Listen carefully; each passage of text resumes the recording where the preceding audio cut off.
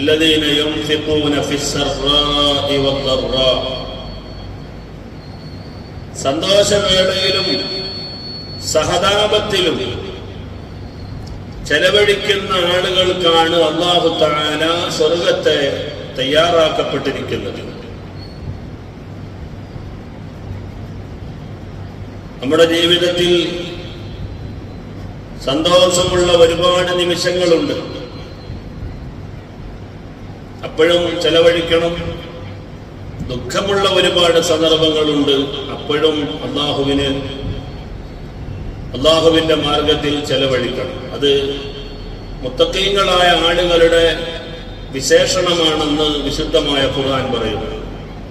ചെലവഴിക്കേണ്ട 10 ഘട്ടങ്ങൾ സന്തോഷത്തിന്റെ വേളകളായി വിലയിരുത്താൻ നമുക്ക് പറ്റുന്ന 10 സദസ്സുകളെ, സദ്യകളെ മഹാന്മാരായ ഫുഖഹാ ഓർമ്മപ്പെടുത്തുകയാണ്. അൽ വലായിമു അശറത്തും മഅ വാഹിദിൻ മൻ അദ്ദഹാ ഖദ് അസ്സ ഫീ അഖ്റാനിഹി ഫൽ ഖുർസു ഇൻദ നിഫാസിഹാ വഅഖീഖത്തുൻ ലിത്ത്ഫിലി വൽ അഅദാരി ഇൻദ ഖിതാനിഹി. നമുക്ക് ഒരു കുഞ്ഞുണ്ടാകുമ്പോൾ നമ്മുടെ ജീവിതത്തിൽ എന്തൊന്നില്ലാത്ത ഒരു സന്തോഷത്തിന്റെ നിമിഷമാണ്. ആ സമയത്ത് പ്രസവം കഴിഞ്ഞ ഉടനെ അതിന്റെ പേരിൽ നൽകുന്ന ചെലവഴിക്കൽ, ഭക്ഷണ വിതരണം, ഇതിനാണ് പ്രിയപ്പെട്ട സഹോദരങ്ങളെ ഖുർസ് എന്ന് പറയുന്നത്. അത് സുന്നത്തായ ഒരു സദ്യയാണ്.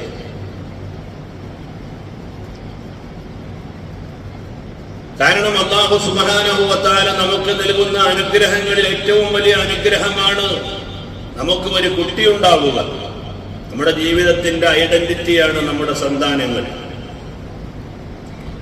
നമുക്ക് മക്കളില്ലെങ്കിൽ നിങ്ങൾ ആലോചിച്ച് നോക്കൂ, നമ്മളിവിടെ ജീവിച്ചതിന് തന്നെയും യാതൊരു തെളിവുമില്ല. ഏതെല്ലാം തെളിവുകൾ ഇനി മാച്ചു കളഞ്ഞാലും നമ്മുടെ മക്കളും മക്കളുടെ മക്കളുമായി ഒരു പരമ്പര ഇവിടെ നിലനിൽക്കുന്നുണ്ടെങ്കിൽ പ്രിയപ്പെട്ടവരെ, അത് നാം ഇവിടെ ജീവിച്ചു എന്നതിന്റെ ഏറ്റവും വലിയ ഒരു തെളിവാണ്. അല്ലാഹു സുബ്ഹാനഹു വ തആല മനുഷ്യരെ നിർമ്മിക്കാൻ മറ്റു മാർഗങ്ങളൊന്നും അല്ലാഹു തആല സ്വീകരിച്ചിട്ടില്ല. അത് ആണും പെണ്ണും വിവാഹം നടത്തി അവരുടെ പ്രത്യുൽപാദനത്തിലൂടെയാണ് പ്രിയപ്പെട്ടവരെ മനുഷ്യർക്ക് ജന്മം നൽകുന്നതെങ്കിൽ ആ അനുഗ്രഹം നമുക്ക് വന്നു കിട്ടിയതിന്റെ പേരിൽ പ്രസവം കഴിഞ്ഞാൽ ഉടനെ ഒരു ചെലവ് നടത്തുക, ഭക്ഷണ വിതരണം ചെയ്യുക, അതിനാണ് ഖുർസ് എന്ന് പറയുന്നത്. പിന്നെ ആ കുട്ടിക്ക് 7ാമത്തെ ദിവസം പ്രായമാകുമ്പോൾ പേരിൽ ഒരു ഭക്ഷണ വിതരണമുണ്ട്, അതിനാണ് അഖീഖത്ത് എന്ന് പറയുന്നത്. അഖീഖത്ത് എന്ന് പറയുമ്പോൾ അത് ആണായാലും പെണ്ണായാലും അതിന്റെ പേരിൽ അഖീഖ അറുക്കൽ സുന്നത്തുണ്ട്. എത്രത്തോളം എന്ന് ചോദിച്ചാൽ മഹാന്മാരായ ഫുഖഹാ പറയുന്നു, കുട്ടി മരണപ്പെട്ടു പോയാൽ പോലും ആ കുട്ടിയുടെ പേരിൽ അഖീഖ അറുക്കൽ സുന്നത്താണ്. ആൺകുട്ടിയാണെങ്കിൽ 2 ആടുകളെ അറുക്കുക, പെൺകുട്ടിയാണെങ്കിൽ 1 ആട് അറുക്കുക. ആടിന്റെ വിഷയത്തിലാണെങ്കിൽ അങ്ങനെ, അല്ലെങ്കിൽ മാടുകൾ അറുക്കാം. ഉദ്ഹിയ്യത്തിൽ പറയപ്പെട്ടതുപോലെ തന്നെ ഒരു മാടിൽ 7 കുട്ടികൾ വരെ പങ്കാളിയാകാം. അഖീഖത്ത് അറുക്കുന്നതിനോടൊപ്പം തന്നെ, ഉദ്ഹിയ്യത്ത് അറുക്കുന്നതിനോടൊപ്പം തന്നെ അഖീഖത്ത് വേണമെങ്കിൽ കരുതാം. അങ്ങനെ ആ മസ്അല നീണ്ടുപോവുകയാണ്, ഞാൻ അതിലേക്ക് പ്രവേശിക്കുകയല്ല. അപ്പൊ ഏതായിരുന്നാലും ഈ കുട്ടിയുടെ ശുപാർശ നമുക്ക് ലഭിക്കുന്നതിന് വേണ്ടി പ്രിയപ്പെട്ടവരെ ആ കുട്ടിക്ക് അഖീഖ അറുക്കൽ സുന്നത്താണ്. മരണപ്പെട്ടു പോയ കുട്ടി, ഒരു മാതാവിനും ഒരു പിതാവിനും ഒരു കുട്ടി ചെറുപ്പത്തിൽ മരണപ്പെട്ടു പോകുമ്പോൾ നാളെ മഹ്ശറയിൽ ആ കുട്ടി മാതാപിതാക്കൾക്ക് വേണ്ടി ശുപാർശ ചെയ്യും. കാരണം ജീവിതത്തിൽ ഒരിക്കൽ പോലും തെറ്റ് ചെയ്തിട്ടില്ലാത്ത ആ കുട്ടി സ്വർഗത്തിലാണെന്ന കാര്യത്തിൽ പ്രിയപ്പെട്ട സഹോദരങ്ങളെ യാതൊരു തർക്കവുമില്ല.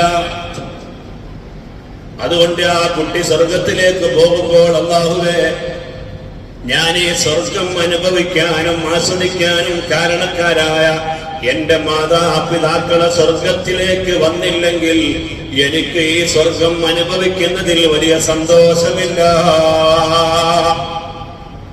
അതുകൊണ്ട് എന്റെ മാതാപിതാക്കളെ കൂടി സ്വർഗത്തിലേക്ക് നയിക്കണമെന്ന് പ്രിയപ്പെട്ടവരെ അല്ലാഹുവിന്റെ മുമ്പിൽ ഈ കുട്ടി സാക്ഷ്യം വിളിക്കുമ്പോൾ അല്ലാഹു തആല ആ മാതാപിതാക്കളെ കൂടി ആ കുട്ടിയുടെ ശുപാർശയ്ക്ക് വേണ്ടി സ്വർഗത്തിലേക്ക് അയക്കുമെന്ന് അഷ്റഫുൽ ഖൽഖ് സയ്യിദുനാ മുഹമ്മദ് മുസ്തഫ.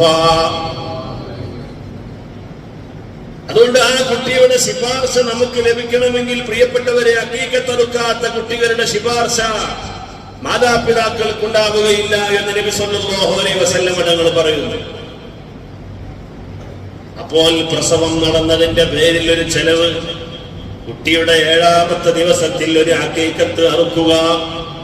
7ാമത്തെ ദിവസം അറുക്കാൻ പറ്റിയില്ലെങ്കിൽ 14 അല്ലെങ്കിൽ 21, അതിനുശേഷം 7ന്റെ കുളിതമങ്ങ് പോകട്ടെ എന്നാണ്. അല്ല, ഈ 3 മടങ്ങ് കഴിഞ്ഞാൽ പിന്നീട് ആ 7ന് പ്രത്യേകതയൊന്നുമില്ലെന്ന് പറയുന്ന ഫുഖഹാവിനെയും നമുക്ക് കാണാം. അതെന്തോ ആവട്ടെ. ഏതായിരുന്നാലും കുട്ടിയുണ്ടായതിന്റെ പേരിൽ ഒരു ചെലവ്, കാരണം നമ്മുടെ ജീവിതത്തിൽ വലിയ സന്തോഷദായകമായ ഒരു നിമിഷമാണ്.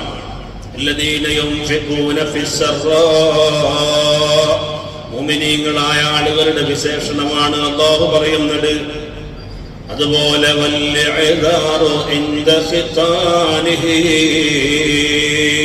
ആ കുട്ടിയുണ്ടായതിന്റെ പേരിൽ പിന്നെയും ഒരു ചെലവുണ്ട്. അതേതാ? കുട്ടിയുടെ ഖിത്താൻ നടത്തുന്ന ദിവസത്തിൽ ഒരു സദ്യ ഉണ്ടാക്കുക. കുട്ടിയുടെ സുന്നത്ത് കല്യാണം കഴിക്കുന്ന സമയത്ത് പ്രിയപ്പെട്ടവരെ ഒരു സദ്യ ഒരുക്കൽ സുന്നത്താണ്, അതും ചെലവാണ്. ആൺകുട്ടിയാകുമ്പോൾ അത് പരസ്യമായി നിർവഹിക്കുന്നു, പെൺകുട്ടിയാകുമ്പോൾ അത് രഹസ്യമായി നിർവഹിക്കുന്നു. ഇത് കേൾക്കുന്ന സമയത്ത് നിങ്ങൾ ചിലപ്പോൾ ചിന്തിച്ചു പോകുന്നുണ്ടാകും, അങ്ങനെ ഒരു ഖിത്താൻ ഉണ്ടോ എന്ന്. ഏതായിരുന്നാലും പ്രിയപ്പെട്ടവരെ, ആ ഖിത്താൻ സുന്നത്ത് കല്യാണം എന്നാണ് അതിന്റെ പേര്. സുന്നത്ത് കല്യാണം എന്ന് പറഞ്ഞാൽ സംഗതി നിർബന്ധമുള്ള കല്യാണം തന്നെയാണ്. പിന്നെ സുന്നത്ത് എന്ന് പറയുന്നത് ഏതർത്ഥത്തിലാണ്? അത് ഇബ്രാഹിം നബി അലൈഹി സ്വലാമിന്റെ ചര്യ എന്നർത്ഥത്തിലാണ് ആ സുന്നത്ത് എന്ന് പറയുന്നത്. സ്ത്രീകളായ എല്ലാ ആളുകളെ സംബന്ധിച്ചിടത്തോളം ആ ഇബ്രാഹിം നബി അലൈഹി സ്വലാമിന്റെ സുന്നത്തായ ഖിത്താൻ കഴിക്കൽ നിർബന്ധമാണ്. ആ വേളയിൽ ഒരു ചെലവുണ്ട്, അത് വളരെ സുന്നത്താണ്. മാത്രമല്ല, വലിഹിഫ്ളി ഖുർആനിൻ വആദാബിൻ ലഖദ് ഖാലുൽ ഹിദാഖ ലിഹിദ്ഖിഹി വബയാനിഹി. ഇമാം സുയൂത്തി റഹ്മത്തുള്ളാഹി അലൈഹി തങ്ങൾ കാവ്യസകലത്തിലൂടെ ഓർമ്മപ്പെടുത്തുകയാണ്, നമ്മുടെ കുട്ടികൾ ഖുർആൻ പഠിക്കുമ്പോൾ പ്രിയപ്പെട്ടവരെ, അതുപോലെ മദ്രസ പഠിച്ചുകൊണ്ട് സർട്ടിഫിക്കറ്റ് നേടുമ്പോൾ അതിന്റെ പേരിൽ ഒരു ചെലവ്, ഒരു സദ്യ ഒരുക്കൽ സുന്നത്താണ്. അതിനാണ് ഹിദാഖ് എന്ന് പറയുന്നത്. ഖുർആൻ മനപ്പാടമാക്കി നമ്മുടെ വീട്ടിലെത്തുമ്പോ, അല്ലെങ്കിൽ വിജ്ഞാനം നുകരാൻ പോയ വിദ്യാർത്ഥി സനത് വാങ്ങി നമ്മുടെ വീട്ടിൽ വരുമ്പോൾ, പ്രിയപ്പെട്ടവരെ, പഠനത്തിന്റെ ഒരു അധ്യായം പൂർത്തിയാക്കി എന്ന അർത്ഥത്തിൽ അതിന്റെ പേരിൽ ഒരു സദ്യ ഒരുക്കൽ, ചെലവഴിക്കൽ സുന്നത്താണെന്ന് മഹാന്മാരായ ഫുഖഹാ പറയുന്നു. അതിനാണ് ഹിദാഖ് എന്ന് പറയുക. സുമ്മൽ മിലാഖു ലിഅഖ്ദിഹി വവലീമത്തുൻ ഫീ ഉർസിഹി ഫഹരിസ് അലാ ഇഅലാനിഹി. നിക്കാഹുമായി ബന്ധപ്പെട്ടുകൊണ്ട് വേറെ 2 ചെലവഴിക്കലുകളുണ്ട്, 2 സദ്യകളുണ്ട്. ഏതാണെന്നറിയുമോ? ഒന്ന് നിക്കാഹ് നടന്നതിന്റെ പേരിലുള്ള സദ്യയാണ് പ്രിയപ്പെട്ടവരെ, അതിനാണ് അഖ്ദ് എന്ന് പറയുന്നത്. ഇവിടെയൊക്കെ കല്യാണവും അതുപോലെ നിക്കാഹും ഒരു ദിവസമായതുകൊണ്ട് ഇങ്ങനെ ഒരു ചാൻസ് ഇല്ല. മലബാറിലൊക്കെ മിക്കപ്പോഴും നിക്കാഹ് നടന്നാൽ നിക്കാഹ് നടക്കുന്നതും മുന്നാണ്, കല്യാണത്തിന്റെ മുമ്പിലാണ്. നിക്കാഹ് നടന്ന് ചിലപ്പോൾ ഒരു പക്ഷെ 1-2 വർഷം കഴിഞ്ഞതിന് ശേഷമായിരിക്കും കല്യാണം നടക്കുന്നത്. അങ്ങനെ നടക്കുന്നത് കൊണ്ടുള്ള ഗുണം എന്താണ്? അഥവാ അവർക്കൊന്ന് കാണുകയോ യാത്ര പോവുകയോ ഫോൺ വിളിക്കുകയോ പരസ്പരം ഒന്ന് സമ്മേളിക്കുകയോ ഒക്കെ ചെയ്യണമെങ്കിൽ പ്രിയപ്പെട്ടവരെ അതൊരു ഹലാലായ മാർഗത്തിൽ തന്നെ നടപ്പിലാകുന്നു. ഇന്ന് കല്യാണം കഴിക്കാൻ തീരുമാനിക്കുന്ന പെൺകുട്ടിയെ കാണാൻ പോയാൽ ഉടനെ ചെയ്യുന്ന പരിപാടി നല്ല ഒരു മൊബൈൽ, ഒരു ആപ്പിളിന്റെ മൊബൈൽ, 1,00,000 രൂപ വിലയുള്ള ഒരു മൊബൈൽ അങ്ങ് കൊടുക്കും. യഥേഷ്ടം വിളിക്കാനും ഇഷ്ടം പോലെ നെറ്റ് ഉപയോഗിക്കാനുമുള്ള സാഹചര്യം ആദ്യമായിട്ടായിരിക്കും ഒരു പക്ഷേ ഈ കുട്ടിക്ക് ഇങ്ങനെ ഒരു മൊബൈൽ തന്നെ കിട്ടുന്നത്. സുബ്ഹാനല്ലാഹ്, അതോടുകൂടെ ആ ജീവിതം തകർന്നു പോയി. എത്ര അനുഭവങ്ങൾ നമുക്ക് പറയാനുണ്ട്. കല്യാണത്തിന് മുമ്പ് അവർ തമ്മിൽ അങ്ങോട്ടും ഇങ്ങോട്ടുമുള്ള സംസാരത്തിലൂടെ ജീവിതത്തിൽ ചിലപ്പോഴൊക്കെ പലപ്പോഴും പ്രിയപ്പെട്ടവരെ പല സന്ദർഭങ്ങളിലൂടെയും ജീവിതം കടന്നുപോയിട്ടുണ്ടാകും. ഈ ഭർത്താവ് എപ്പോഴെങ്കിലും ഒക്കെ ഒന്ന് രസമായിട്ട് എനിക്കൊരു ഗേൾ ഫ്രണ്ട് ഉണ്ടായിരുന്നു എന്ന് പറഞ്ഞിട്ട് വെറുതെ ഒരു കഥ അങ്ങ് തട്ടിവിടുമ്പോ പാവ ഈ പെൺകുട്ടി തന്റെ ജീവിതത്തിലുണ്ടായ പല സമയങ്ങളെയും ഓർത്ത് ഉള്ളതില്ലാത്തതെല്ലാം അങ്ങ് പറയും. അപ്പൊ ഈ ഭർത്താവിനെ സംബന്ധിച്ചിടത്തോളം ഇങ്ങനത്തെ ഒരു പെൺകുട്ടിയാണ് അപ്പൊ ഞാൻ കെട്ടാൻ പോകുന്നത്, മനസ്സ് തകർന്നുപോയി. വിശുദ്ധമായ ഖുർആൻ പറഞ്ഞില്ലേ, ഹുന്ന ലിബാസുൽ ലക്കും വഅൻതും ലിബാസുൽ ലഹുൻ. നിങ്ങളുടെ ഭാര്യമാർ നിങ്ങളുടെ ഉടയാടകളാണ്, നിങ്ങൾ അവരുടെ ഉടയാടകളാണ്, വസ്ത്രങ്ങളാണ് എന്ന് പറഞ്ഞാൽ ഖുർആനിന്റെ ഒരു ആലങ്കാരിക പ്രയോഗമാണ്. നിങ്ങളുടെ ഭാര്യമാർ നിങ്ങളുടെ ഉടയാടകളാണ്, അതേസമയം നിങ്ങൾ അവരുടെയും ഉടയാടകളാണ്. ലിബാസ് എന്ന് പറയുന്നത് ധരിക്കുന്ന വസ്ത്രത്തിനാണ് ലിബാസ് എന്ന് പറയാം. സൗബ് എന്ന് പറഞ്ഞാൽ ധരിക്കാത്തതും പറയും, ധരിച്ചതും പറയും, വെട്ടിയിലുള്ളതും പറയും, അശയിലുള്ളതും പറയും, എല്ലാം പറയും. പക്ഷെ ധരിച്ച വസ്ത്രത്തിനാണ് ലിബാസ് എന്ന് പറയുന്നത്. എന്താ, ഒരു വസ്ത്രം ഒരാൾ മറക്കുമ്പോൾ അവന്റെ നാണം മുഴുവനായും മറഞ്ഞു പോവുകയാണ്.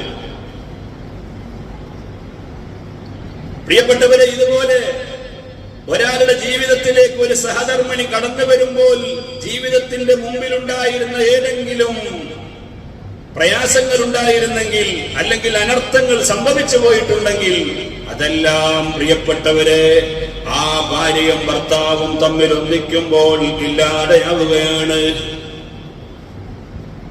നിങ്ങൾ ആലോചിച്ചു നോക്കൂ, വസ്ത്രം എല്ലാ അയബുകളെയും മറച്ചു കളയുന്നതുപോലെ അതാ ഭാര്യ ഭർത്താവിന്റെ അയബുകളെ മറച്ചു കളയുന്നു. അഥവാ ഇനി പഴയ പടികളൊന്നും ആവർത്തിക്കാൻ പാടില്ല. എന്തെങ്കിലും അതുപോലത്തെ ചാബല്യങ്ങൾ ഉണ്ടായിട്ടുണ്ടെങ്കിൽ തന്നെ പ്രിയപ്പെട്ടവരെ ഭർത്താവ് ഭാര്യയുടെയും ഭാര്യ ഭർത്താവിന്റെയും മറച്ചു കളയുകയാണ്. പക്ഷേ വസ്ത്രം നിങ്ങൾ നോക്കൂ, വസ്ത്രം എല്ലാം കാണുന്നു. എല്ലാ അയബുകളെയും മറച്ചു വെക്കുമ്പോൾ തന്നെ വസ്ത്രം എല്ലാം കാണുന്നു. ഇതുപോലെയാണ് ഭാര്യയും ഭർത്താവും തമ്മിലുള്ള ബന്ധമെന്ന് ആലങ്കാരികമായി അല്ലാഹു സുബ്ഹാനഹു വ തആല വിശുദ്ധമായ ഖുർആനിലൂടെ പഠിപ്പിക്കുകയാണ്. ഞാൻ പറഞ്ഞുകൊണ്ടുവരുന്നത്, ഇങ്ങനെ നിക്കാഹ് നേരത്തെ നടത്തി വച്ചാൽ പ്രിയപ്പെട്ടവരെ ഇനി അവര് തമ്മിൽ സംസാരിക്കുകയോ കാണുകയോ യാത്ര പോവുകയോ, യഥാർത്ഥത്തിൽ കുടുംബജീവിതം എന്ന് പറഞ്ഞത് വലിയ ഒരു ഇബാദത്തല്ലേ. ആ ഇബാദത്തിന് തുടക്കം കുറിക്കുന്നത് തന്നെ അല്ലാഹുവും റസൂലും ഇഷ്ടപ്പെടാത്ത മേഖലയിലൂടെ ആയാൽ സുബ്ഹാനല്ലാഹ്, പിന്നെ ആ കുടുംബജീവിതത്തിൽ എന്ത് ബറക്കത്താണ് ഉണ്ടാവുക. അതുകൊണ്ട് നിക്കാഹ് നടത്തിയ ഉടനെ തന്നെ ഒരു സദ്യ ഒരുക്കണം. പ്രിയപ്പെട്ടവരെ, കല്യാണത്തിന്റെ മുമ്പ് നിക്കാഹ് നടത്തണം, അത് നല്ലതാണ്. അല്ലാത്ത രൂപത്തിൽ അവർ പരസ്പരം കാണുകയോ യാത്ര പോവുകയോ ചെയ്യുന്ന സാഹചര്യം ഒരിക്കലും മാതാപിതാക്കൾ അനുവദിച്ചുകൂടാ. അപ്പൊ നിക്കാഹ് നേരത്തെ നടത്തിയാൽ അന്ന് ഒരു ഫംഗ്ഷൻ, ഒരു ചെലവ്. അതിനാണ് പ്രിയപ്പെട്ടവരെ മിലാക്ക് എന്ന് പറയുന്നത്. പിന്നെ വലീമത്ത് നടത്താറുണ്ട് നമ്മുടെ നാട്ടിലൊക്കെ. എപ്പോഴാണ് വലീമത്ത് നടത്തേണ്ടത്? വലീമത്തും ഫീ ഉർസി ഫഹരിസ് അലാ ഇഅലാനിഹി. രണ്ടുപേരും ശാരീരികമായി ബന്ധപ്പെട്ടതിന് ശേഷം നടത്തുന്ന ചെലവാണ് പ്രിയപ്പെട്ടവരെ വലീമത്ത് എന്ന് പറയുന്നത്. ഇസ്ലാം അത് അംഗീകരിക്കുന്നു. അത് സുന്നത്തായ ഒരു സദ്യയാണെന്ന് മഹാനായ ഇമാം നബി റളിയല്ലാഹു അൻഹു അടക്കമുള്ള എല്ലാ ഫുഖഹാവും പ്രിയപ്പെട്ടവരെ ഗ്രന്ഥങ്ങളിൽ രേഖപ്പെടുത്തുന്നു. എത്രത്തോളം എന്ന് ചോദിച്ചാൽ, നിക്കാഹ് അവർ രണ്ടുപേരും വിവാഹ ജീവിതത്തിൽ ശാരീരികമായി ബന്ധപ്പെട്ട് കിടപ്പറയിൽ ഒന്നിച്ചതിന് ശേഷം അങ്ങനെ ഒരു വലീമത്ത് നടത്തിയില്ല. യാദർശികമായി അവർ രണ്ടുപേരും പിരിഞ്ഞുപോയി. തലാഖ് ചൊല്ലപ്പെട്ടാൽ പോലും ആ വലീമത്ത് നിലനിൽക്കുന്നു എന്ന് മഹാനായ സൈനുദ്ദീൻ മഖ്ദൂം റളിയല്ലാഹു അൻഹു തന്റെ ഫത്ഹുൽ മുഈനിൽ രേഖപ്പെടുത്തി വച്ചത് കാണാം. അത്രയും ശക്തിയായ സുന്നത്താണ്. വളരെ പരസ്യമായി എല്ലാ ആളുകളെയും വിളിച്ചു വരുത്തിയിട്ട് നടത്തേണ്ട ചെലവാണ്, സദ്യയാണ് പ്രിയപ്പെട്ടവരെ വലീമത്ത് എന്ന് പറയുന്നത്. പിന്നെയോ നമ്മുടെ വീടുകളിലൊക്കെ സദ്യകൾ നടത്താറുണ്ട്, ഒരു കാരണവുമില്ല. അതിനാണ് മഅ്ദുബത്ത് എന്ന് പറയുക. നമുക്കൊരു പുതിയ വീടുണ്ടായാൽ പ്രിയപ്പെട്ടവരെ ആ വീടിന്റെ പേരിൽ നമ്മൾ സദ്യ നടത്താറുണ്ട്. പാലുകാച്ച എന്ന് പറയും നമ്മുടെ നാട്ടിൽ. നമ്മുടെ മലപ്പുറത്ത് കുറ്റൂസ എന്ന് പറയാം. കുറ്റൂസ, ഇവിടെ പറയും പാലുകാച്ച എന്ന് പറയും. ഇതും ഒരു വീട് നിർമ്മാണം നടത്തുന്നതിന്റെ പേരിൽ നമുക്ക് കിട്ടുന്ന ഒരു വലിയ അനുഗ്രഹമാണ്. ഒരു വീട് എന്ന് പറഞ്ഞാൽ അങ്ങനെയല്ലേ? നബി സല്ലല്ലാഹു അലൈഹി വസല്ലം തങ്ങൾ പറഞ്ഞല്ലോ, ഒരു മനുഷ്യന്റെ ജീവിതത്തിലെ 4 കാര്യങ്ങൾ, അത് നന്നായാൽ അവന്റെ ആഖിറം നന്നാകാൻ അത് കാരണമാകും. അതാണ് നബി സല്ലല്ലാഹു അലൈഹി വസല്ലം തങ്ങൾ പറഞ്ഞ, ഒന്ന് അവന്റെ ഭാര്യ, ഒന്ന് അവന്റെ മക്കൾ, അതുപോലെ നല്ല ഒരു വീട്, അതുപോലെ വാഹനം. ഇതൊരു മനുഷ്യന്റെ ദുന്യാവിലെ വിജയത്തിന്റെ നിദാനമാണ്. ഇത് നന്നാകുമ്പോൾ അവന്റെ ആഖിറവും രക്ഷപ്പെടാൻ അത് കാരണമാകുമെന്ന് അഷ്റഫുൽ ഖൽഖ് സയ്യിദുനാ മുഹമ്മദ് മുസ്തഫ സല്ലല്ലാഹു അലൈഹി വസല്ലം പ്രിയപ്പെട്ടവരെ പറഞ്ഞുകൊണ്ടുവരുന്നത്. അപ്പൊ വീട് എന്ന് പറയുന്നത് ഏതൊരു മനുഷ്യന്റെയും വലിയ ഒരു സങ്കല്പമാണ്. ആ വീട് ഉണ്ടായതിന് ശേഷം ഒരു ചെലവ്, ഒരു സദ്യ ഒരുക്കൽ സുന്നത്താണെന്ന് മഹാന്മാരായ ഫുഖഹാ പറയുന്നു. അതിനാണ് വക്കീറ, വക്കീറ എന്ന് പറയുന്നത്. യാത്ര കഴിഞ്ഞ ആള് ഇനി തിരിച്ചു വരുമ്പോൾ പ്രിയപ്പെട്ടവരെ, ആ യാത്ര കഴിഞ്ഞ് സന്തോഷത്തോടെ തിരിച്ചു വന്നതിന്റെ പേരിൽ ഒരു ചെലവ് നടത്തൽ സുന്നത്തുണ്ട്. അതിനാണ് നഖീഅത്ത് എന്ന് പറയുന്നത്. വവക്കീറത്തുൽ ലിബിനാഇഹി ലിമകാനിഹി വനഖീഅത്തുൽ ലിഖുദൂമിഹി വവദീഅത്തുൽ ലിമുസീബാ. മഹാന്മാരായ ഫുഖഹാ പറയുന്നു, യാത്രക്ക് പോയി യാത്ര കഴിഞ്ഞ് തിരിച്ചു വരുന്നു. നമ്മുടെ നാട്ടിലൊക്കെ ഹജ്ജ് യാത്രയോടനുബന്ധിച്ച് ഒരു സദ്യ ഉണ്ടാക്കും. അതുപോലെ ഉംറ യാത്രയോടനുബന്ധിച്ച് ഒരു സദ്യ ഉണ്ടാക്കും. ആ യാത്രക്ക് മുമ്പ് മാത്രമല്ല പ്രിയപ്പെട്ടവരെ, അതിന്റെ ശേഷവും ഇതുപോലെ ഒരു സദ്യ ഉണ്ടാക്കൽ സുന്നത്താണ്. അതിനാണ് നഖീഅ, നഖീഅ എന്ന് പറയുന്നത്. അതേസമയം നിങ്ങൾ നോക്കൂ, നമ്മുടെ വീടുകളിൽ വല്ല മരണവും നടന്നാൽ ആ മരണത്തിന്റെ പേരിൽ പലപ്പോഴായി പ്രിയപ്പെട്ടവരെ ചെലവഴിക്കാറുണ്ട്. അതിനാണ് വദീഅത്ത്, വദീഅത്ത് എന്ന് പറയുക. ഒരു സഹാബി വന്നിട്ട് പറഞ്ഞു, നബിയേ, എന്റെ വീട്ടിൽ ഭക്ഷണം ഒരുക്കിയിട്ടുണ്ട്, വന്ന് കഴിക്കണം. നബി സല്ലല്ലാഹു അലൈഹി വസല്ലം തങ്ങൾ പ്രിയപ്പെട്ടവരെ അതിന് നായകത്വം വഹിച്ചത് ഹദീസിൽ നമുക്ക് കാണാം. അങ്ങനെ പല തരത്തിലുള്ള സദ്യകൾ നമ്മുടെ വീടുകളിൽ ഗസ്റ്റുകൾ വരുമ്പോൾ നമ്മൾ സദ്യ ഉണ്ടാക്കും. അതിനാണ് മഅ്ദുബത്ത് എന്ന് പറയുന്നത്. പ്രത്യേക ഈ പറയപ്പെട്ട കാരണങ്ങളൊന്നുമല്ല. പ്രിയപ്പെട്ടവരെ, നമ്മുടെ കുടുംബങ്ങളെല്ലാം ഒരുമിച്ച് കൂട്ടിയിട്ട് സദ്യ ഉണ്ടാക്കും, ഭക്ഷണം വിതരണം ചെയ്യും.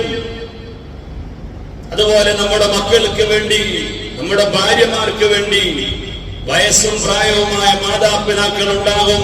പ്രിയപ്പെട്ടവരെ, അവർക്ക് സ്വന്തമായി ആരോഗ്യത്തോടെ കാര്യങ്ങൾ നിർവഹിക്കാൻ പറ്റാത്ത, ജോലി ചെയ്യാൻ പറ്റാത്ത സാഹചര്യത്തിൽ ആണായാലും പെണ്ണായാലും ആ മാതാപിതാക്കൾക്ക് ഭക്ഷണം കൊടുക്കൽ മക്കളുടെ മേൽ ബാധ്യതയാണെന്ന് മഹാന്മാരായ ഫുഖഹാ രേഖപ്പെടുത്തുകയാണ്.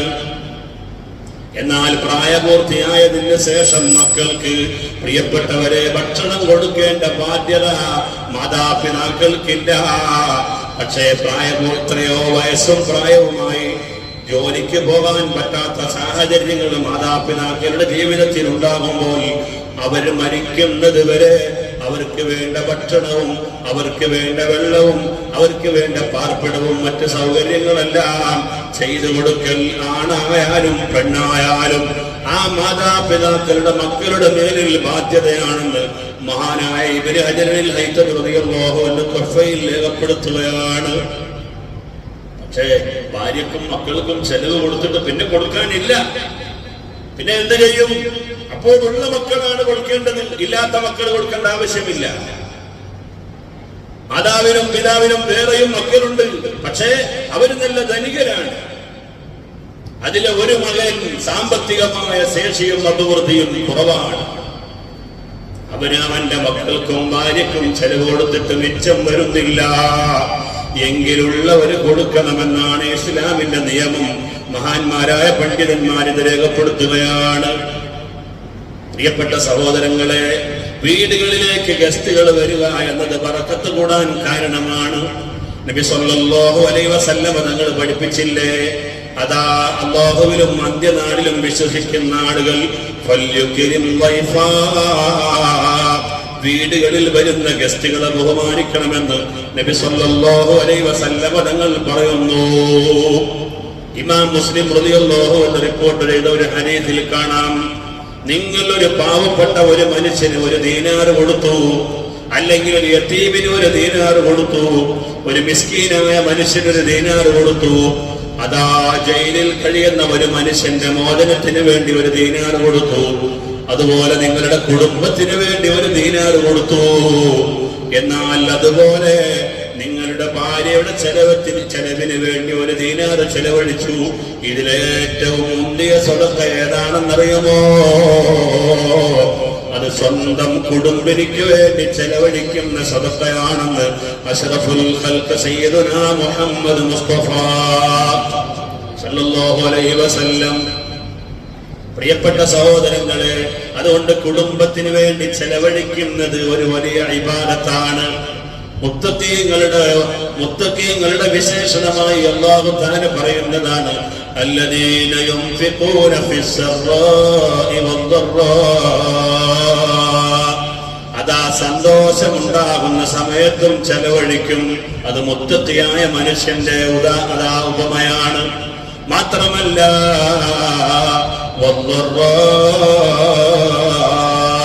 ദുഃഖമുണ്ടാകുന്ന സന്ദർഭത്തിലും അവൻ ചെലവഴിക്കുന്നു. പ്രിയപ്പെട്ടവരെ, നിങ്ങൾ ആലോചിച്ചു നോക്കൂ. അതാ നമ്മുടെ മാതാവ് മരണപ്പെടുമ്പോ ആ മാതാവിന്റെ പേരിൽ നമ്മൾ ചെലവഴിക്കുന്നത് എന്തിനു വേണ്ടിയാണ്? അന്ന് സാമ്പത്തികമായി ചെലവഴിച്ച് സന്തോഷത്തിന്റെ നിമിഷമാണോ? അത് അല്ല. പക്ഷേ ആ മാതാവിന്റെ പാരത്രിക ലോകത്ത് എന്തെങ്കിലും ഗുണങ്ങൾ ഞാൻ നൽകുന്ന സ്വതക്ക വിധേന ലഭിക്കട്ടെ എന്ന് വിചാരിച്ചുകൊണ്ടാണ് പ്രിയപ്പെട്ടവരെ അത് നൽകുന്നത്. ദീൻ അംഗീകരിക്കുന്നു. ആനായ ഇബ്നു ഹജറുൽ ഹൈതമി റളിയല്ലാഹു അൻഹുവിനോട് ഒരു ചോദ്യം. എന്താണ് ചോദ്യം? മരിച്ചതിന്റെ 3-ാം ദിവസം മരണപ്പെട്ട ആളുകൾക്ക് വേണ്ടി സ്വതക്ക ചെയ്യുന്ന ഒരു സംവിധാനം, ഒരു സമ്പ്രദായമുണ്ടല്ലോ. അതുപോലെ 7-ാം ദിവസവും 40-ാം ദിവസവും ആണ്ടിലുമൊക്കെ മരണപ്പെട്ടു പോയ ആളുകളെ ഓർത്തിട്ട് ചെലവ് ചെയ്യുകയും ഭക്ഷണം കൊടുക്കുകയും ചെയ്യുന്ന പരിപാടിയെ കുറിച്ച് ചോദിച്ചപ്പോൾ മഹാനായ ഇബ്നു ഹജറുൽ ഹൈതമി റളിയല്ലാഹു അൻഹു മറുപടി കൊടുത്തത് തന്റെ ഫതാവൽ കുബ്രയിൽ കാണാം. അതിന്റെ ലക്ഷ്യം നല്ലതായതുകൊണ്ട് അതെല്ലാം ശ്ലാഘിക്കപ്പെട്ടതും അതെല്ലാം സുന്നത്തുമാണ്. അത് ചെയ്യുന്ന ആളുകൾക്ക് കൂലി ലഭിക്കും. അതുകൊണ്ട് മരിച്ചതിന്റെ 3-ാമത്തെ ദിവസം, 7-ാമത്തെ ദിവസം, 40-ന്റെ അന്ന്, ആണ്ടിന്റെ അന്ന് പ്രിയപ്പെട്ട സഹോദരങ്ങളെ ചെലവഴിക്കുന്നു. അത് നമുക്ക് സന്തോഷമുള്ള ദിവസമല്ല. മാതാവും പിതാവും മരണപ്പെട്ട ദിവസം ദുഃഖത്തിന്റെ ദിവസമാണ്. പക്ഷേ ആ ദിവസവും ചെലവഴിക്കണം. അത് മുത്തഖീങ്ങളുടെ അടയാളമാണ്. മാത്രമല്ല വൽ കാദിമീനൽ ഗൈദ വൽ ആഫീന അനിൻ നാസ് വല്ലാഹു യുഹിബ്ബുൽ മുഹ്സിനീൻ. മുത്തഖീങ്ങളുടെ മറ്റൊരു സ്വഭാവമാണ് വൽ കാദിമീനൽ ഗൈദ. ദേഷ്യത്തെ കടിച്ചു പിടിക്കുക, ദേഷ്യത്തെ ഒതുക്കി വെക്കുക. തന്നെ അലോസരപ്പെടുത്തുന്ന പ്രവർത്തനങ്ങൾ കാണുമ്പോൾ പ്രിയപ്പെട്ടവരെ ക്ഷുഭിതവനാകണമെന്ന് തോന്നും, അവന് ദേഷ്യം പിടിക്കണമെന്ന് തോന്നും, അസത്യം പുലമ്പണമെന്ന് തോന്നും. പക്ഷേ ഞാൻ ചെയ്യുന്നത് ശരിയല്ല എന്ന് കരുതിയിട്ട് അവൻ വളരെ ക്ഷമയോടുകൂടെ ജീവിക്കുകയും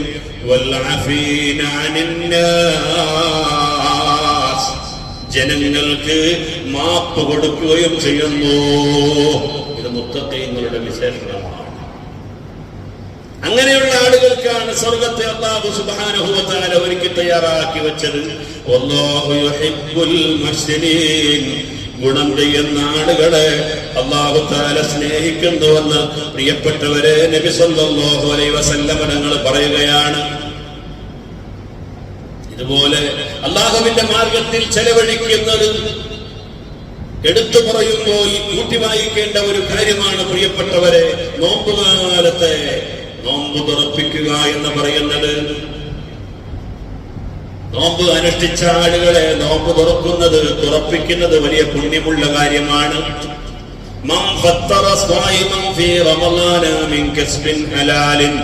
ഹലാലായ വരുമാനത്തിലൂടെ ഉണ്ടാക്കിയ ഭക്ഷണം കൊണ്ട് റമളാനിൽ ഒരാളെ നോമ്പ് തുറപ്പിച്ചാൽ സല്ലത്ത് അലൈഹിൽ മലായിക,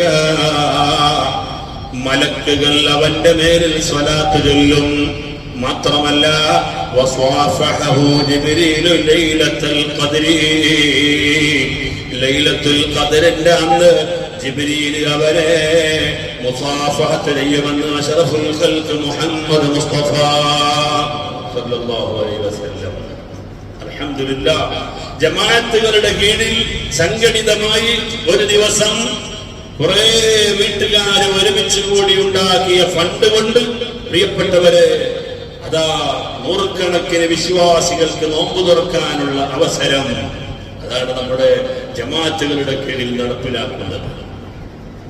അതിനോട് സഹായിക്കുന്ന മുഴുവൻ ആളുകൾക്കും ലഭിക്കുന്ന കൂലി ചെറുതല്ല. നബി സല്ലല്ലാഹു അലൈഹി വസല്ലം തങ്ങൾ പറഞ്ഞു, ഹലാലായ വരുമാനം കൊണ്ട് നോമ്പ് തുറപ്പിക്കുന്ന ആളുകൾക്ക് വേണ്ടി റമളാൻ മുഴുവനായി സല്ലത്ത് അലൈഹിൽ മലായികത്തു ലയാലിയ റമളാന കുല്ലഹാ, റമളാൻ മുഴുവനും മലക്കുകൾ പ്രാർത്ഥിച്ചുകൊണ്ടിരിക്കുകയാണ്, സ്വലാത്ത് ചൊല്ലിക്കൊണ്ടിരിക്കുകയാണ്. ലൈലത്തുൽ ഖദ്ർ വരുമ്പോൾ മാലാഖമാരുടെ നേതാവായ ജിബ്രീൽ അലൈഹിസ്സലാത്തു വസ്സലാം അവനെ പിടിച്ച് മുസാഫത്ത് ചെയ്യുന്നു. എന്നിട്ട് നബി സല്ലല്ലാഹു അലൈഹി വസല്ലം തങ്ങൾ പറയുകയാണ്, വമൻ ഫാഫഹു ജിബ്രീലു യരിഖു ഖൽബുഹു, ജിബ്രീൽ ഒരാളെ മുസാഫത്ത് ചെയ്താൽ അവന്റെ ഹൃദയത്തിന് വളരെ ലോലതയുണ്ടാകും. പ്രിയപ്പെട്ടവരെ, മാത്രമല്ല വതകുസുറു ദുമൂഉഹു, അവന്റെ കണ്ണുനീര് വർദ്ധിക്കും. ഫഖാല റജുലുൻ, ഒരാൾ ചോദിച്ചു, യാ റസൂലല്ലാഹ്, അല്ലാഹുവിന്റെ ദൂതരെ, അറഅയ്ത ഇൻ ലം യകുൻ ദാക ഇൻദാ, ഒരാൾക്ക് നോമ്പ് തുറപ്പിക്കാൻ മാത്രമുള്ള ഭക്ഷണം കൊടുക്കാൻ കഴിഞ്ഞില്ലെങ്കിൽ എന്താ ചെയ്യാ?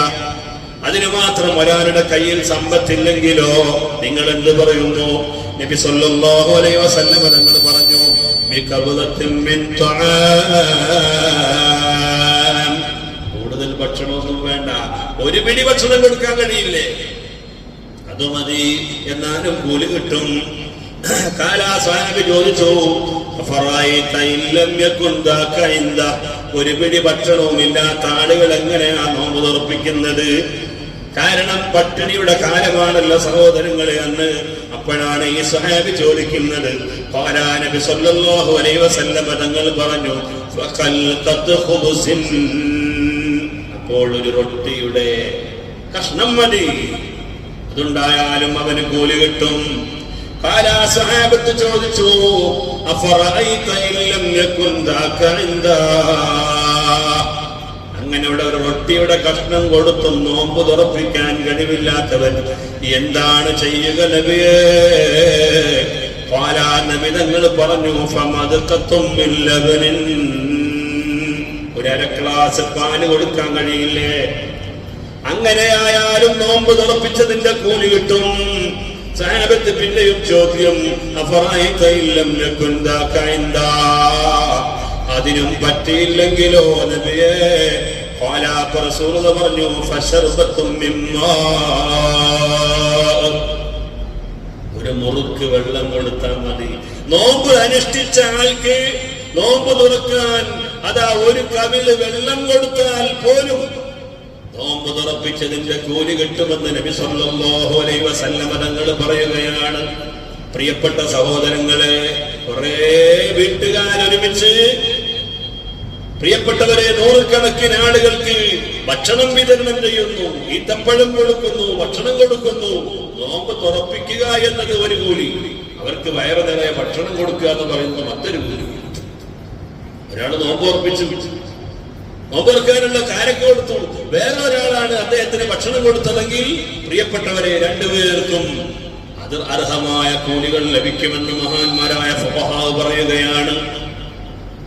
അതുകൊണ്ട് ഈ കാര്യങ്ങളിലെല്ലാം നമ്മൾ ശ്രദ്ധിക്കണം. ഇത് ഒരു വിശ്വാസിയായ ഒരു മനുഷ്യന്റെ ജീവിതത്തിൽ ഉണ്ടാകേണ്ട കാര്യങ്ങളാണ്. ഞാൻ നിർത്തുകയാണ്. സുബ്ഹാനഹു വ തആല ഈ ആയത്തിൽ പറയുന്ന മറ്റൊരു കാര്യം എന്താണ്? വൽ ആഫീന അനിൻ നാസ്, ജനങ്ങൾക്ക് മാപ്പ് കൊടുക്കുക.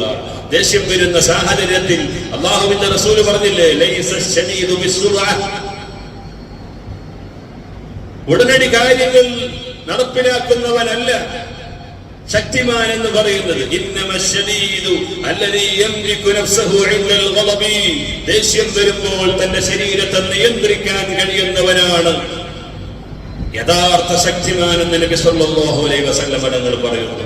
അതുകൊണ്ട് പ്രിയപ്പെട്ടവരെ, മാത്രമല്ല പിന്നെയും അല്ലാഹു തആല വിശദീകരിക്കുകയാണ്. വല്ലദീന ഇദാ ഫഅലൂ ഫാഹിശതൻ ഔ ളലമൂ അൻഫുസഹും ദക്കറുല്ലാഹ فاستغفروا لذنوبهم ومن يغفر الذنوب إلا الله ولم يصروا على ما فعلوا وهم يعلمون.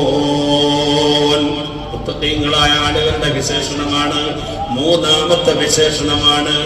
അവര് സന്തോഷത്തിലും സഹതാപത്തിലും മുത്തഖീങ്ങൾ ചെലവഴിക്കും. മാത്രമല്ല അവരോട് അക്രമം ചെയ്ത ആളുകൾക്ക് മാപ്പ് കൊടുക്കും. ദേഷ്യം അവൻ കടിച്ചു ഒതുക്കി ജീവിക്കും. അവരെന്തെങ്കിലും ഒരു തെറ്റ് ചെയ്തു പോയാൽ